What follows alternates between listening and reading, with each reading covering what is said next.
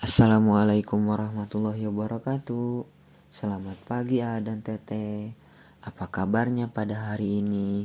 Semoga A dan Tete ada dalam keadaan sehat walafiat. Amin. A dan Tete, seperti biasanya sebelum pembelajaran dimulai, alangkah baiknya kita berdoa terlebih dahulu. Berdoa dimulai. Bismillahirrahmanirrahim. Rabbi jidni ilman warjukni fahman. Amin. A dan Teteh, pada pertemuan sebelumnya kita sudah belajar mengenai sumber energi matahari dan sumber energi angin beserta pemanfaatannya. Pada pertemuan kali ini kita akan membahas sedikit mengenai sumber energi air.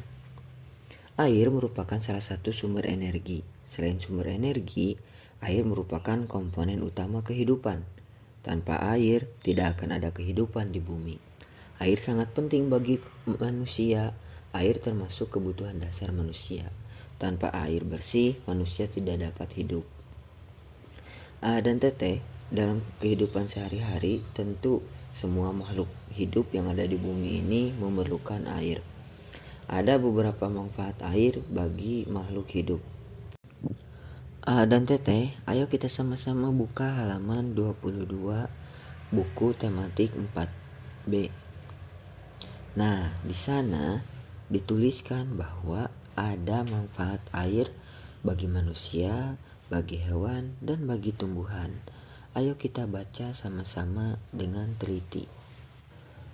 A dan Teteh, ada hak dan kewajiban kita akan air bersih, agar air tersebut tetap terjaga dan tetap bisa kita nikmati.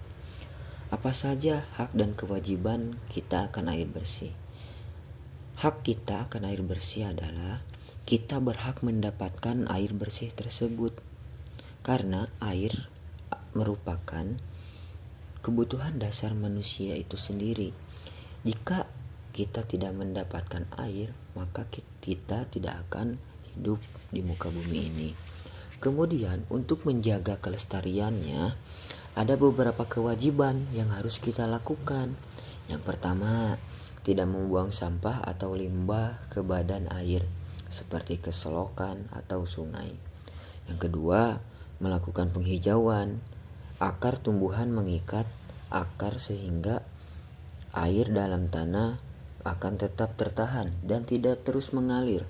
Air tanah dapat dimanfaatkan untuk kehidupan kita sehari-hari. Dan yang ketiga, ini yang paling penting, kita harus menghemat penggunaan air. Jangan sampai kita boros dalam menggunakan air.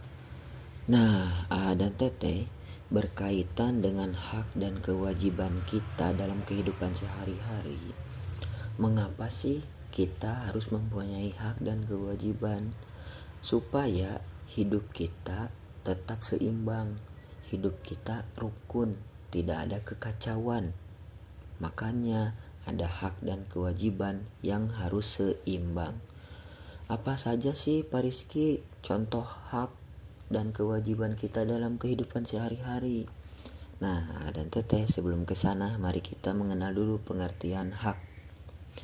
Hak adalah segala sesuatu yang harus didapatkan oleh setiap orang yang telah ada sejak lahir, bahkan sebelum lahir. Berikut ini beberapa contoh hak.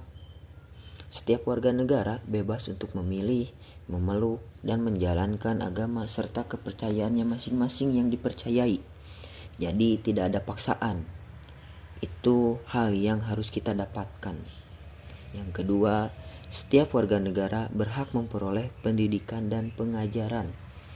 Yang ketiga, setiap warga negara berhak memanfaatkan sumber daya alam untuk memenuhi kebutuhannya. Dengan catatan, tidak boros.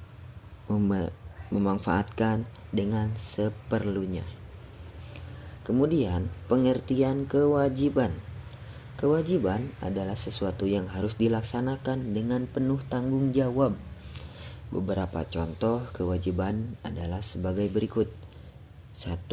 Setiap warga negara wajib membayar pajak dan retribusi yang telah ditetapkan oleh pemerintah pusat dan pemerintah daerah. Nah, sebagai warga negara yang baik, kita wajib membayar pajak. Yang kedua, setiap warga negara berkewajiban taat, tunduk, dan patuh terhadap segala hukum yang berlaku di wilayah Indonesia. Karena Indonesia negara hukum, makanya kita harus berkewajiban taat dan tunduk terhadap hukum tersebut. Yang ketiga, setiap warga negara wajib memelihara kelestarian sumber daya alam. Nah, tadi hak kita untuk mendapatkan sumber daya alam, tapi kewajiban kita juga harus menjaganya agar sumber daya alam tersebut tetap lestari dan bisa kita gunakan. Nah, itu ada beberapa contoh hak dan kewajiban kita dalam kehidupan. Sebetulnya sangat banyak hak dan kewajiban kita dalam menjalani hidup ini. Terus Pak Rizky, apa yang dahulu harus kita dapatkan atau harus kita lakukan, hak atau kewajiban? Nah, dan Teteh, sebisa mungkin kita harus melakukan atau melaksanakan dulu kewajiban agar kita bisa mendapatkan hak kita. Seperti itu ya. Dan Teteh, untuk pembelajaran hari ini kita cukupkan sekian dulu ya. Sebelum kita tutup, alangkah baiknya kita berdoa terlebih dahulu. Bismillahirrahmanirrahim. Subhanakallahumma wa bihamdika asyhadu an la ilaha illa anta astaghfiruka wa atubu ilaik. Amin. Alhamdulillah dan Teteh, dari Fariski dicukupkan sekian. Mohon maaf apabila ada salah-salah kata. Billahi taufiq wal hidayah. Wassalamualaikum warahmatullahi wabarakatuh.